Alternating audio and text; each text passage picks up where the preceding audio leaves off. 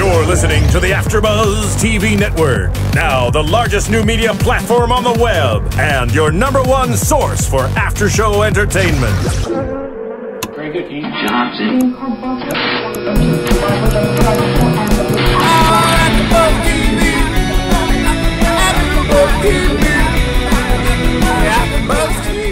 From the AfterBuzz Studios in Los Angeles, California, and streaming live on Ustream, this is AfterBuzz TV for Animal Planet's Whale Wars.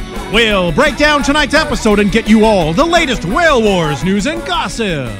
If you'd like to buzz in on tonight's show, you can buzz us at 424-256-1729. That's 424-256-1729. And now, picking up where the show leaves off and the buzz continues, it's AfterBuzz TV for Whale Wars. Hello, AfterBuzzers. Welcome, welcome. So, as we learned last week, Stuart Lill is not with us anymore. He is in the Philippines. Yeah, meaning he's still alive. He's just not with us. Yes. Of course.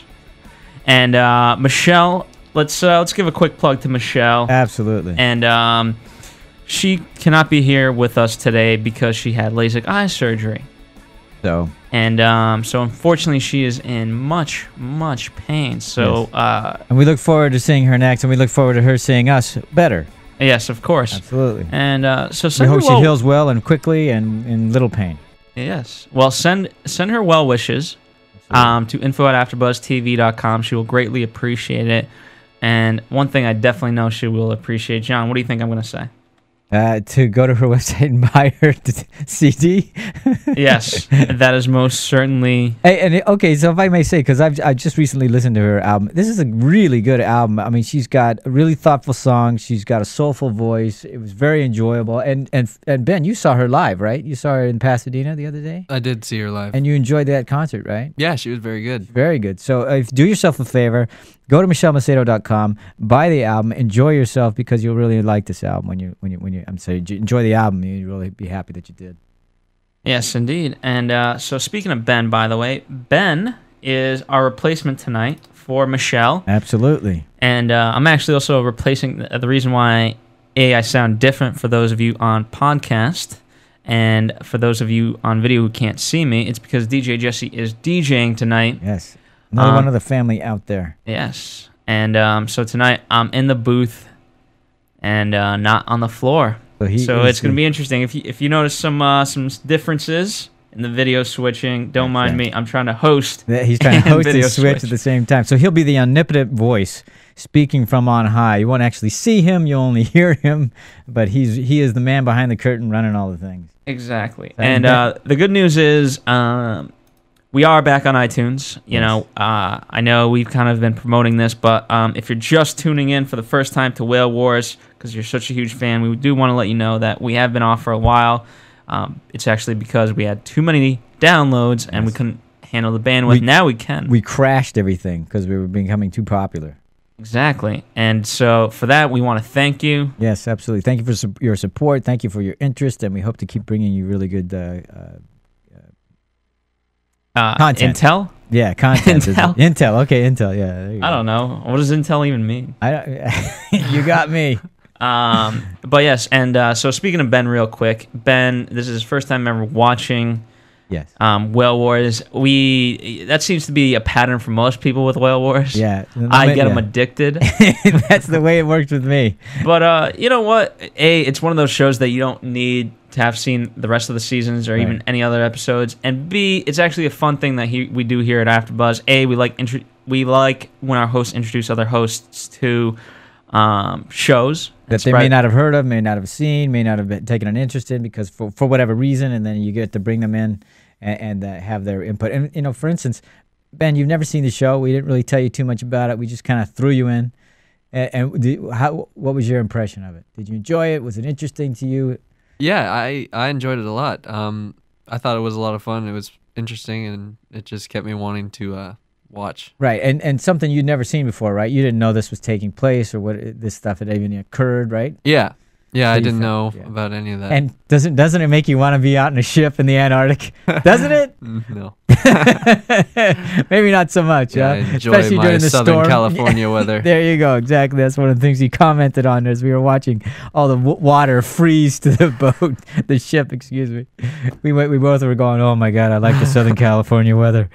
Yeah. I love the part where they're taking sledgehammers to knock the ice off the ship.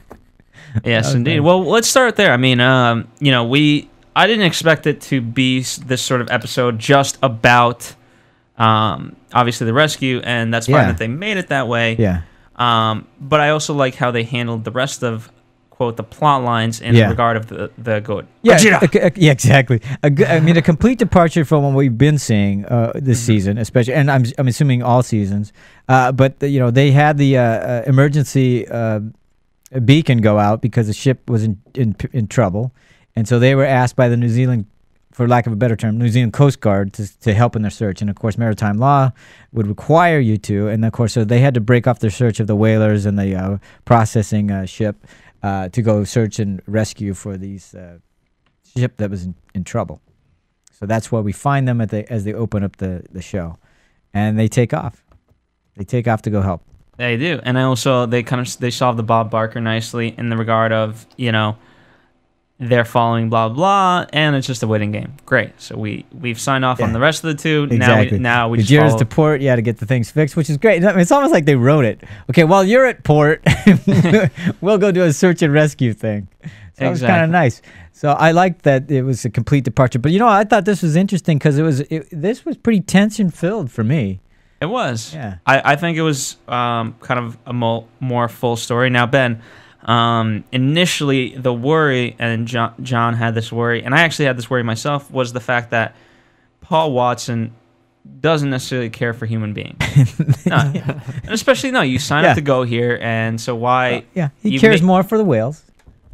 Well, you make a conscious decision to go down there, and, you're taking the risk. Yes. Now, if you're uneducated, it's like, well, I don't know if this applies to everywhere, but ignorance of the law is no excuse. Exactly. And so the fact that you don't know that weather is out there like this, then you know what, that's your own fault. And so that was a big worry. Now, Ben, what would you say, Paul, how would you describe him in this episode?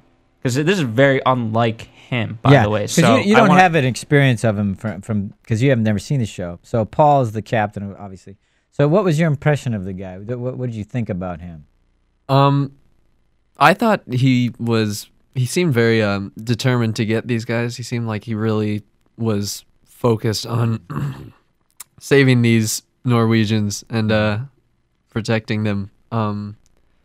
Obviously, I don't know how he normally is. Yeah, there you go. So he just, I don't know how to describe it, but he seemed kind of off to me the whole time. He just doesn't seem like a normal guy. And I think that's exactly right. He isn't normal. You can't be normal and have this for your living. I mean, this is the livelihood. By the way, he really, I mean, everyone else is bungled up, and they always have a sweater. And hoodies and all kinds of things. Poor Malcolm Holland is on the verge of shivers. Yes, the entire time, all the time. And Paul Watson goes out in a t-shirt and is like, "Can you guys get that raft?" Well, I think he's carrying a little bit more layering, if you know what I mean. Yeah. Well, I think he's just been there so many times that he's gotten accustomed to it. Absolutely, it's like that. I'm sure he doesn't bother him as much as it used to. No. If it ever did. I mean, he's always out there, and I mean, it's almost like he's walking around in shorts, for crying out loud. He never seems to be bothered by it. You know those people that they wear flip flops in snow. Mhm. He's one of those. He'd be one of that guy. As I was watching this, and they were showing this kind of stuff, and I was looking at the gale force or how fast the wind was blowing. It was reminding me of the story you were telling me the other day about I can't remember the name of the place where it was 250. Mount Washington. Mount Washington. In New Hampshire. Yeah, that's what I was thinking. I go, it's that kind of cold. Well, there's a difference between wind speed and cold. Yeah, I know, but the wind chill factor up on a mountain has got to be brutal. Not to the level of, it was cold up there, but not to the level of this. You don't think? And all right, so before they even get to the rescue, Yeah. they're caught in the severe storm. And wasn't that amazing? That shot where they had half the sky was blue and the other half. I mean, it was Black. almost like a border that you drew in. Yeah. That I've never seen anything like that. Have you seen anything like that? No, that was pretty mind blowing. That was crazy. And they're sailing directly. Okay, let's go through there. By the way, I have kind of experienced that. I've never seen a shot like that, which is amazing. But I have experienced it where you're driving on the highway and you pass from here's the rain, and then it's no longer rain. Yeah. But like, how literal is it? Okay, which way do you want to go, left or right? I know that. I mean, it was. I mean, wow. I mean, that was just wild to me. Yeah. It just all of a sudden shit. Oh, here we're clear. Here we're not. Yeah. Wouldn't you want to stay on the side that's clear, but stay, close? Yeah, and that's what I love about the show, because when they start showing that kind of stuff, I go, I don't think I could sign up for that. Yeah. I really don't think I'd have the stones to do that. Because that weather and that kind of, I mean, just being on the boat, just trying to hold on. Yeah. And the wet and the cold would drive me crazy. And early on, they were talking about the dangers of the floating chunks of ice in the water and how the growlers. Yeah, one of them. I'm sorry, I don't know any of their names. That's all right. One of them was writing a note to his family that this might be the end. No, I couldn't do that. I'm gonna take a moment out from my busy schedule here, while we're having to deal with all these growlers. Well, I better jot this down. Wouldn't you have done that before you left? Hey, this is gonna be really difficult out there. I don't know if I'm coming back. Let me have the blanket statement. Hey, I love you. I'm sorry. So you don't have to do it while you're out there in the middle of everything. And when you're supposed to be doing your JOB. Yeah, exactly. It's like, oh, wait. I can't believe I forgot this. Let me send a message back home. I would think that would have been taken care of before you left. Yeah, probably. Yeah, maybe. It's just a thought. FYI, next time, do it before you leave. Exactly. And, you just by the way, very inappropriate. Like, who else got to do that? No one else. Yeah, nobody else did. Just because you have the power of the radio, you're abusing it. It's abuse of power. Yeah, he should be written up. Oh, 30 lashes. I swear to God, if that came back to Paul Watson, oh yeah, that might. He would not be happy. Yeah. Especially like, as we were saying earlier, Paul really dedicated himself to this rescue mission. Absolutely. As we found out in the Bud Light questionnaire, he has been on a search and rescue before. And got there before the Coast Guard did, so that was nice. So they made the rescue. So you know what? It was interesting. So again, it's interesting that, he knows he has to do this, so he's going to commit fully to it. Yep. So you better, everyone else has to too. Yeah, you got to get on board. Literally. Yeah. So this is the part, this is the part where they're banging the ice off with sledgehammers. Yeah. It's like, I love LA. Yeah, we have the luxury of getting to watch it as we kind of do our podcast, Absolutely. so it's fun for us here in the studio.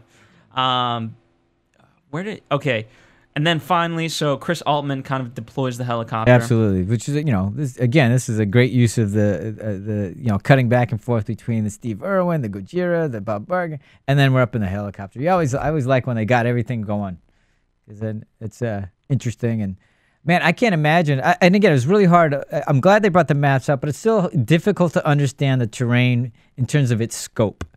Like, I don't really understand how much. I mean, I wanted like a square mile thing. How much area are you really covering? And how big? This vessel's what, 47 foot? They're looking for a ship. They're looking for a 50-foot yacht. Yeah, okay. And in how much square miles, how much area, total, square miles are they looking for this thing? Because I wanted the graphic. I want to say, here's the boat. And we're looking in this area for this tiny little thing. And they said needle in a haystack. By the way, nice shot of that, Berserk. Great. Yeah. Very cool. But I just find that, I go, that's where it's like, give me a little bit more so I know what the heck we're dealing with. Yeah, it's. Could you get any kind of the feeling that they're searching a pretty big scale from the shots they use, but you don't know. You don't know how difficult. You don't know how futile this is, and you don't know how desperate it is. And for me anyway, I need the context. Yeah, I thought that would have been helpful.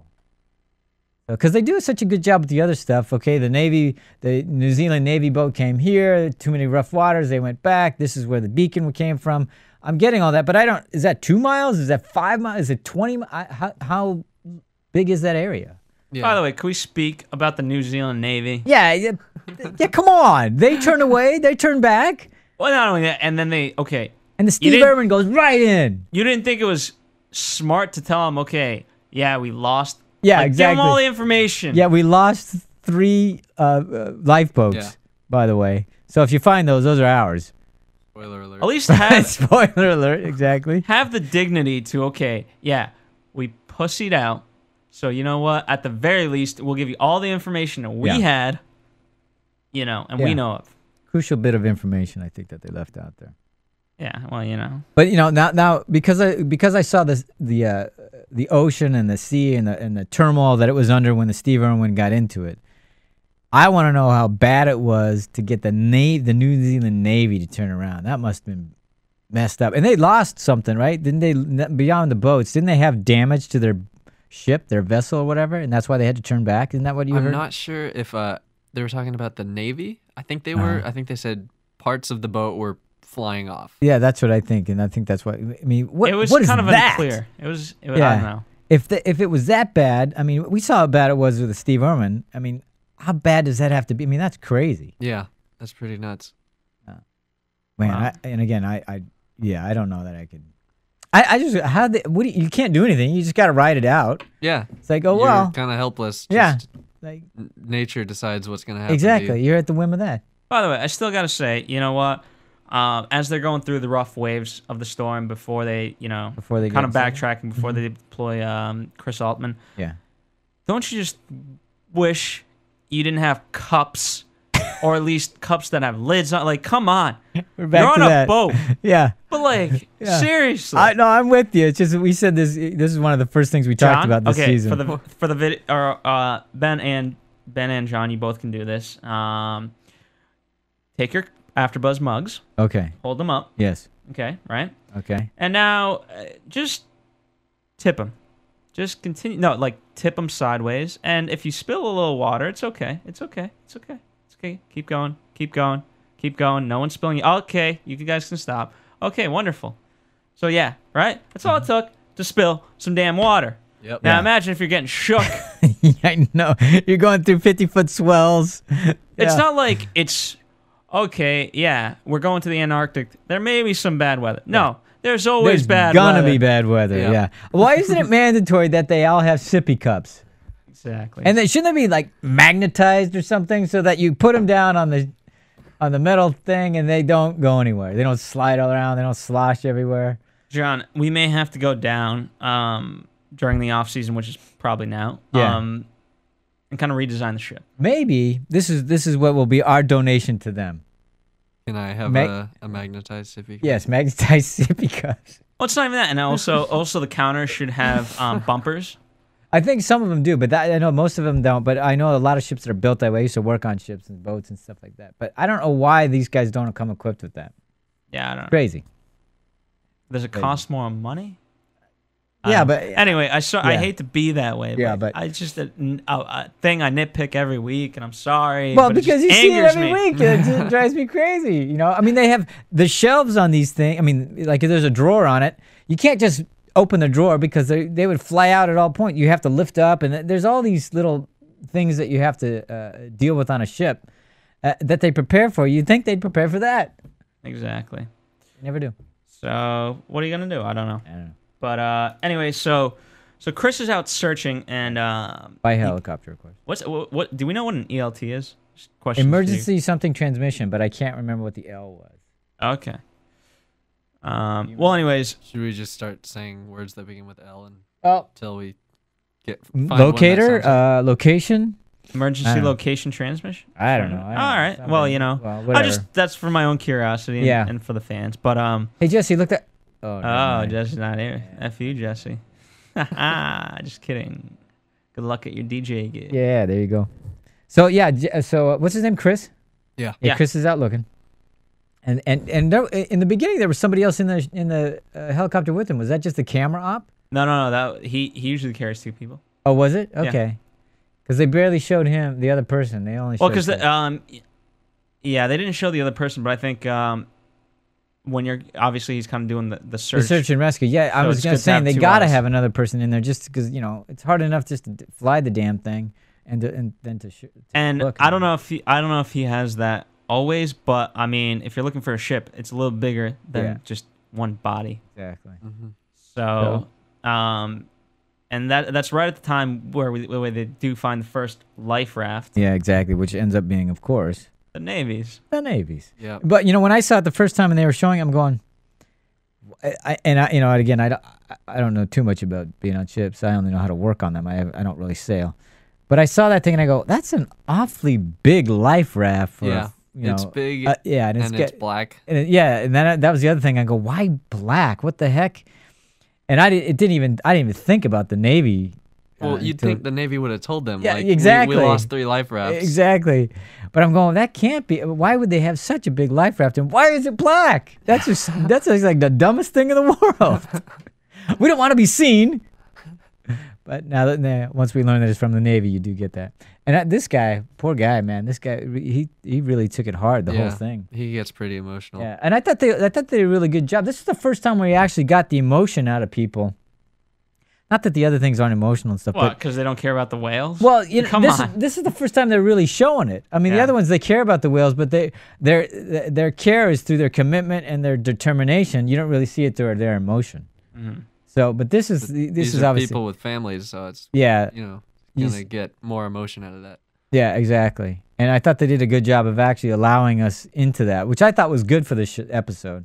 We were talking about how we were missing some of that, and they brought some of the human element back into it, which was nice. And then you really get to see these people rather than completely committed in what they were doing in terms of stopping whaling. You got to see them as human beings, and there's more going on here than just what their job is. And you could see how it was affecting them. Yes, indeed. Nice.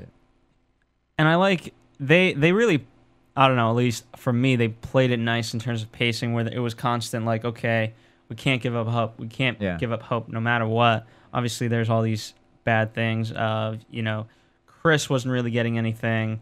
The Sea Shepherds, obviously, with the Navy thing, they didn't get anything. Blah blah, but they kept on going and going. Yeah. And then they got good news from New Zealand. They did. And they found 2 of the guys on the Norse vessel. The 2 had been put on the ice to do a 4x to the South Pole. Were found, which was amazing. One of them was the youngest on the. It was 18. ship. Yeah. 18. And Old these enough to Norwegian, vote. man. These are explorers. What's that? Old enough to vote. There you go. And Norway, I think they're old enough to do everything at 18. It's Norway. So, and I was in admiration of these guys who decided, okay, we're gonna go repeat this. We're gonna go, explore. We're gonna go, not only explore, but they're adventurers. This is what they want to do. The 5 of them, right? Yeah. 18 to 36, and they decide this is what we're going to do. And it's very Norwegian in their spirit. I mean, they're just Viking-esque. Exactly. Exactly. Especially on a boat like that. Yeah. Yeah. It's like Well, just to a honor sailboat. a guy on Yeah. a 50-foot yard. Exactly. Yacht. Yeah. Not a yard. Yeah. Huh. Yard arm. But anyway, that was good news. So they're trying to hang on to hope. We got to go find him. We got to find him. Trying to hang on. And boom, you get something nice. You go, oh, the 2 of them are alive. That's great. They give them good information and say, hey, look, they're probably going to be holed up at Shackleton's hut. Is that what they called it? Yeah. Shackleton's hut? Something like- Or shack. Shackleton's shack? I don't know. Something like that. No. Yeah. So, which is great. So now they tell Chris where to search. And, of course, he's off to that. And, this story. I mean, are we going to get to that later? We'll discuss the Ernest Shackleton story. Okay. We figured we'd do that as part of our special segment this which week. is great. But so they go there, and then I don't know what I was expecting when they said this hut or shack or whatever they call it. But I don't, you just don't, when you think of and when you think about Antarctica, the only thing I've ever seen in terms of a domicile, for lack of a better term, is one of those science places where they've got the tents all set up and like you'd see in The Thing, the movie The Thing and stuff like that. And here it really looked like a shack. Yeah, it was. Well, because I mean, how the fact that it does look like that is actually incredible. Yeah. Because I've only seen black and white photos of it. Yeah. But I mean, go cut down a tree. Exactly. Oh, wait. Why would you- And I mean, I wonder when that one was erected because I don't think that was the original. I mean, that thing looked too new. It's certainly not from 1914. Yeah, But- I think it's got a lot of maintenance. Yeah, exactly. And I think it's great that, and who knows, maybe the original is somewhere else, but they've erected this in honor of the Shackleton party and all that kind of stuff. And stupidly put a lock on it. That was the thing. Yeah. Yep, He there's lands. He's going looking around. Hey, hello, anybody home? Hey, knock, knock. No, nobody's there. And then there's a lock. I go, what are you locking up? From whom? Keep the penguins out, Yeah, obviously. Exactly. The emperor penguins, who are known to be ransackers, by the way. Those penguins, they get into everything. They're like raccoons. By the way, it's supposed to be okay. I get it. It has historical value. But Yeah. guess what? It's also nice. In fact, probably I don't know how many whatever getaways there are. Yeah. If someone's effed like this, Exactly. This is their only haven for I don't know, thousands of miles, and you're gonna lock it up. Yep, just put a lock on it. Exactly. It doesn't make any oh, you sense didn't at bring all. your key. Oh, I guess you didn't pick dang it up over Does at the anybody embassy. have the key? Did anybody? No, nobody. By the way, that's how, you know what? That should be a measurement of how bad you really effed up. Because you know what? Okay, we're going to tell you. So if you're going to go down to Antarctica, you got to come down here. You got to pick up your set of keys. We'll tell you. We'll tell Exactly. you everything about the weather. We'll tell you, the situation. We'll tell you precautions. Blah blah. Oh, you don't have a key. Yeah. Oh, you didn't come to the meeting. You dumb, yeah. stupid, effing Hey, okay. Hey. You know what I wanted though? piece of trash. What I really wanted, okay, so he checks the lock, sure it's locked. Why doesn't he look under the doormat? Obviously. I mean, come on. Why wouldn't it be there? Or on the the head, the casing or whatever. I mean, and wouldn't that be hysterical if there was a key there? There's one of those key hider rocks. Exactly. nearby. Oh, here it is. And then Walt's like, now that would have made sense. That would have made sense. If you're gonna lock the door, yeah, it's under the mat. Don't worry about it. Exactly. Well, Yeah. I like my I mean, idea. it's almost personally, I like my idea better because it's probably mine. But it's Yeah, also- of course. But I would have. That would have been hysterical to see that guy. Oh, it's locked. Oh, wait a minute, and lift up the mat, and there's the key. But if you're gonna lock it up, or anyway, just the idea that you would lock it up is crazy. But I'm just curious. Does somebody own this, and that's why they don't want anybody in there? Because there's vital. I mean, there's something worth stealing in there. What? I don't think. And again, this is straight out of my. You know what? There's nothing in there. I don't. If you're locking up because it's a historical piece, who's coming to visit? Oh yeah, I know. Oh yeah, because every family wants to go to effing Antarctica to go check out that shack. And I don't know if I'm accurate in it, but I do remember saying other people who'd making excursions to Antarctica, and I think you have to file. It's almost like it's not a flight plan because you're not flying, but it's like a flight plan but for ships or whatever. You actually have to have permission to land there. Now, not granted, anybody could do it and just hey, I didn't get permission or whatever, but you have to tell somebody you're going in case something happens to you. So that's why you have to register with whomever it is, whatever port you leave from. You have to let them know where you're going in case something goes wrong, so they know where to search for you. So Don't have a 127-hour scenario. exactly. So I would think that if you're headed that way, maybe somebody would say, "Okay, here's the key," like you were saying. Yeah, exactly. Just By the in way, case. that is standard protocol of most kind of places. You know what I mean? Yeah, Natural places. exactly. But that was just bizarre to me that the thing was locked. That made absolutely no sense. So anyway, yeah. Let's they're not say there was. Oh, look at this, a big screen TV. Let's take it. What are they gonna do with it? Yeah, if you can carry it out of there, good Yeah. luck. It's all yours. Yeah, I got a DVD player. Nice. Well, I mean, that's just crazy. Oh man. Anyway, Okay, so all right, so then nobody's there at Shackleton's, and that isn't that when they find the next thing? They find the Navy thing or whatever. no, the next thing is sort of they get not a hint. No, it's kind of weird because they just kind of continue the search. Into the search, and that's when Chris finds the.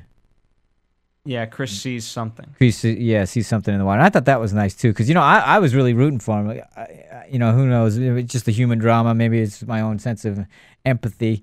I really wanted them to find these people. Are we holding off until we catch up to that?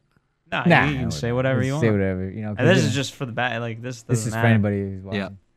But yeah, I was, geez, please. And that was, first of all, just to see that in that, I mean, that was, it was bright orange, or at least parts of it. And that was hard to see. Yeah, I couldn't see it very well. Yeah. It's crazy. But maybe it was damaged. Maybe a lot of Yeah. what should have been there wasn't. I don't know. Now, here's the other thing I've been told from your father, as a matter of fact. I think there are beacons that you can buy that normally anybody who owns a ship should buy, which will send out a signal constantly as long as the battery lasts, and it lasts weeks. Oh, or every whatever. 4 hours? Like we No, found not out every with 4 the- hours. No, but there are more.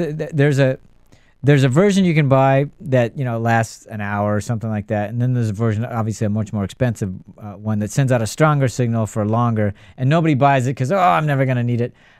Shouldn't this be mandatory on any ship? Why wouldn't you get it? Exactly. You won't need it until you find yourself. In a horrible, dire situation. Yeah. Yeah, and I don't know how many times your dad would tell me that these things, I'm not going to need that. I'm going, no, of course you're not going to need it. That's why you buy it. You never want to need that thing. Yeah. But it should be mandatory on some excursion like this. Yeah. Because they're buoyed, so if the thing does sink, whatever, that thing will float and send out a signal constantly for like 5 weeks or something like that. And then at least you'll find the buoy and the locator, and they don't seem to be mandatory. That's crazy. It's crazy to me. Yeah. What are you gonna do? Yeah. I don't know. But yeah, so again, they really did tonight's episode quite well. yeah, Where we're kind of coming back and forth. All right, let us know. Okay. He's Yep. still flying overhead. All right, I can't see it. Yeah. And when he, by the way, again, they kept it, or Chris kept it very professional. He tried to keep his emotions very bottled up. Yeah. Malcolm Holland, definitely, as soon as he got the report back, he was like, F this. Oh my God. Yeah. And who's the other guy? The helicopter mechanic. Oh yeah, he was Definitely affected by it. Which is... By the way, and then, so not to jump ahead, but I'm going to jump a little ahead. Again, they go back to Paul Watson. There's the shot of his face, and then they do the shot from behind Paul's head to the life raft. Yeah. And it's interesting that they just chose that. Obviously, Paul Watson is the anchor of the Sea Shepherds, and so his reaction is the reaction of everyone else. Yeah. And it was like, okay, this is sad, yes, but this is You know, also I was life. thinking. Yeah, exactly. What I was thinking as they were coming up on it, coming up on the, or before they knew if there was anybody in it, I was going, geez, well, how do you prepare for that? I mean, because I was thinking, if I was the captain, I'd say, okay, look, guys, we don't know what we're going to find. Prepare yourselves. It could be great. It might not be. So prepare yourself. And I'm wondering, what do you say anything, or does everybody know? Okay, this could be, because I would think you'd want to. I mean, could be a really horrific scene you're coming upon. Yeah. They all seem pretty quiet when they're waiting for the report. Yep. And approaching the raft. Yeah. I think someone was saying he was afraid they would find something Yeah, terrible. dead. Yeah, Yeah. a dead body or something like that. And I mean, I don't know. I don't know how you prepare yourself, but it was almost like I was like, say something to them, because I don't. Well, who knows? I mean, they didn't show. Yeah, they didn't show it, but I wanted something. Yeah. Exactly, and I think, I don't know. Yeah, it was. I think they didn't show it, or if they didn't show it, I hope it's not because it didn't happen. You know? What Yeah, I mean? and I don't think Paul's that type of guy. No, he's not. But I was just, as I'm watching it, I'm going. I was feeling that I wanted something like that, and maybe it's understood. Maybe you don't have to. I don't know. I don't live on those vessels. I don't know what it's like to be on those things. So maybe everybody understands. Look, it's clear what's going on here, so we already know it. And of course, we're seeing it in TV time. So who knows how long it was between when they were. Well, we saw know it it was and- at least 16 hours. Yeah. Oh, was that 16 hours between when they saw it and when they got to it? No, it was. Oh, I don't know that, but I know from the time they were told that, okay, we we got to go on the search and Right. rescue. It was at least 16 hours. Right. What I was curious about is, okay, we found we found the life raft, and the time they actually got to it. I don't know how much time was, because in TV time it was 2 minutes or something like that. So, anyway, but I was almost on the edge of my seat, going, please, somebody be in there, please. I half expected as he's coming up in the helicopter, he's getting close enough. I almost wanted like the one arm to go up, like we're here or something like that. And no, not to be. It's really in sad. many ways, you at the minimum, and you know what I mean. You kind of always hope for three, or no matter what in life. At least for me, I always hope of like kind of like levels, right? There's the best case scenario, the okay scenario, and the worst case scenario. Yeah. So the middle scenario for me was okay. At least find the dead bodies in there. Yeah. Okay. No, but yeah, no, I know. At least that would be because here's the thing, right? It would be closure for the families. There's no right.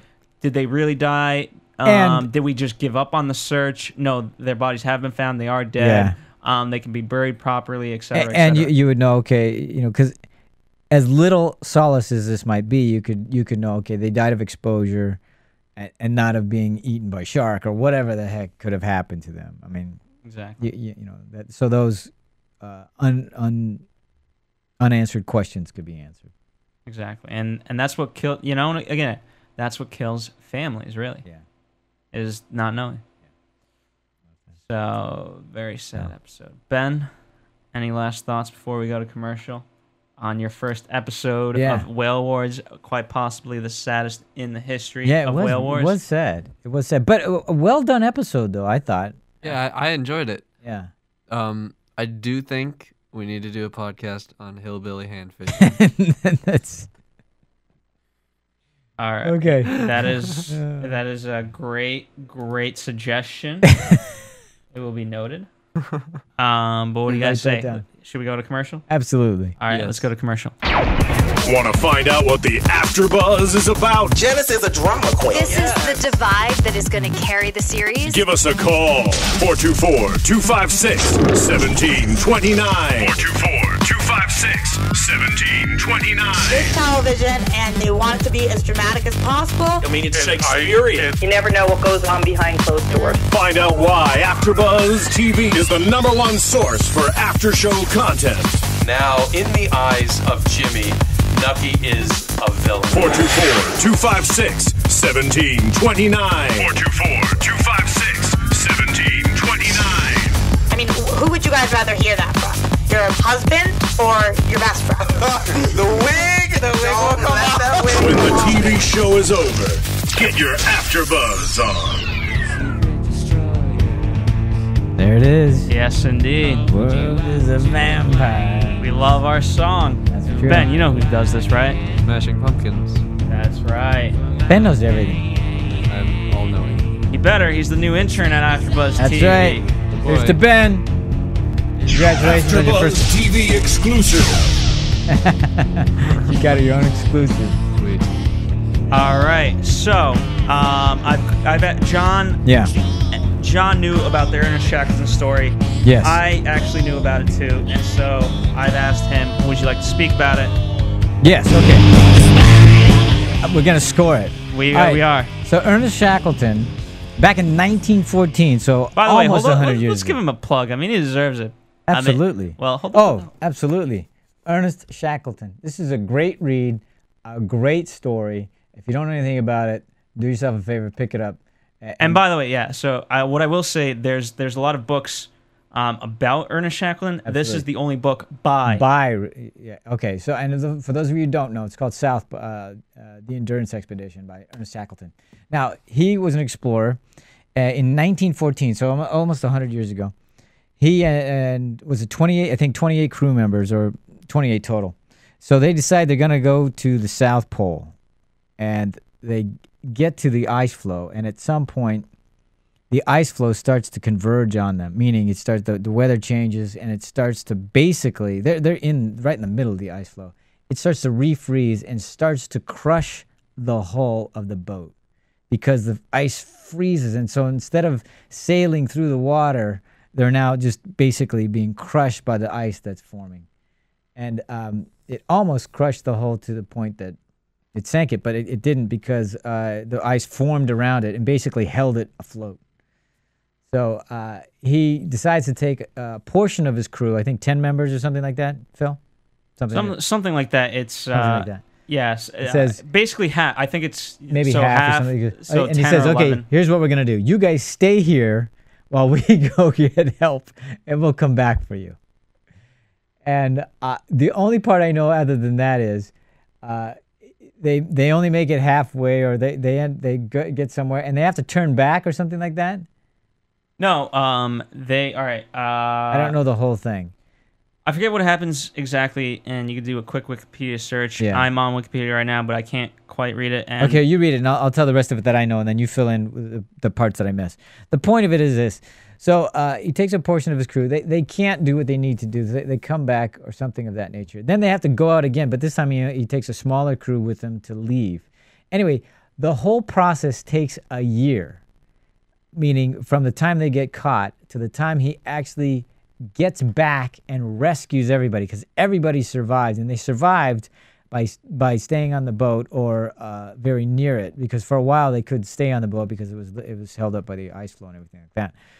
Okay. Yeah. So basically the point.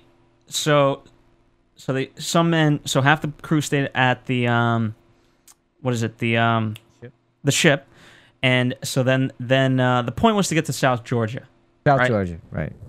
Which is an island. Yeah. And so not the state, by the way. Yeah, not the state. And or the country. Or the country. So so the 10 crew members go, and I didn't get to this part, but and again, please apologize because it's been a while since I read this, but so what happened was whatever, they realized they had a tinier boat, right? Yeah. That capsized or whatever, and so they found like there was another small island in between where the boat was and South Georgia, and so they had a life raft. Mm-hmm. And of course, wooden, by the way. This What? is 1914, so this was not an inflatable. This is a wooden life raft. Yes, and so he said, okay, I can take only a few people with me, and so he took, I believe, 3 people, so totaling 4, and said, hey, you guys stay here. We'll go get help. We'll go get help. And we'll come back and get you. Yes. And so it took them 40 days. Yeah. Very biblical, I guess. Interesting. And so they got to South Georgia, and, this is the 1-year mark, and he does come back, and he saved them all. And the name of the original ship is Endurance. It's Endurance. Very exactly. symbolic. Again, yeah. And they had to survive a year. Now, they only had provisions. They obviously didn't think they're going to be out there for a year. Now, that's the fascinating part of the story. They were able to survive. All of them, right? All of them made it out alive. Yeah, all 22 men. All of them made it out alive. And they survived a year out there in that horrible existence. I don't know how they did it. I mean, this is how they did it.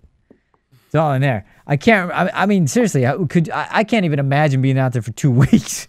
I know. Well, it definitely shows leadership on Shackleton's part of where his men trusted him. Okay, you will come back. He will come back. So he was a man of his word, and it showed incredible discipline on their part to really be able to pull together as a team and survive. I mean, what else are you going to do? But it's easy in those you really find out what kind of person it's the character of a person by putting themselves in, by having them being put in a situation like that, because they could have easily gone crazy, and Lord of the Flies time. Exactly. And so it's actually the reason why I got this book was because my soccer coach gave it to us as a metaphor.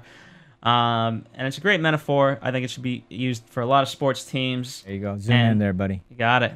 Yeah. We got it. Emerson College Soccer. That's it. Boom, bang. And but also the ironic part was I once made this analogy to another friend of mine of like, we're pirates, or we're like the Endurance crew. That's it. And he's like, yeah, except we have fun. Yeah.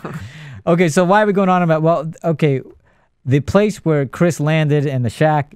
That shack is in honor of this crew and these guys and that experience, that place where they landed. So that's the place. It's not quite where the boat was, the ship, I should say, the Endurance was, but that's in honor of that place. Exactly, and so we figured you guys might enjoy that story. Yeah. And again, if you get a chance, you got to read this thing. This is fascinating. There's also a documentary which I saw, which was amazing as well. And they have some footage. Wasn't there a camera guy? I think if I remember correctly, there was somebody on the ship who was hired to come with them and to film the whole thing so they could chronicle their experience going to the South Pole. And that's why they actually have real footage and pictures as well as film of this experience. So you actually can see the whole. Well, like this picture here, there are shots of it in film where you can actually see that thing, the ice being just crushing that hole. Fascinating stuff. So, there you go. That's our special segment. You want to be on that ship, don't you? The Endurance? Exactly. Yeah. And sorry. Go what's ahead, that? You would think that a shack built to honor the men that survived a year out there would be open and let 3 Norwegians survive for 40 hours. Be open for anybody. Yeah, anybody want to try to survive for a year? Come on in, sit down. Well, there's a nice Shackleton couch. was British. I don't remember. Yeah, yeah. Probably. Either or Dutch. No, I don't know. No, I believe he was British, and so we don't like the Norwegians. You got to go keep. Anyway, hey, I'm married to a Norwegian, so let's like do some quick news and gossip. News and gossip. AfterBuzz TV News. All right, so what do we got, Phil? Well, the headline reads: Whale Wars producers explains intense, life-threatening cliffhanger. Ooh. And basically, in the middle of the final season, as Paul Watson predicted, so I guess this is the final season. Wow. That's an exclusive right there. I'm not quick on the trigger, though, to pull that up. But basically, she goes on to explain that all the reasons why this is the best reality show ever produced, and stating such reasons as it produces a lot of fan discussion, and it obviously actually causes the most good in the world.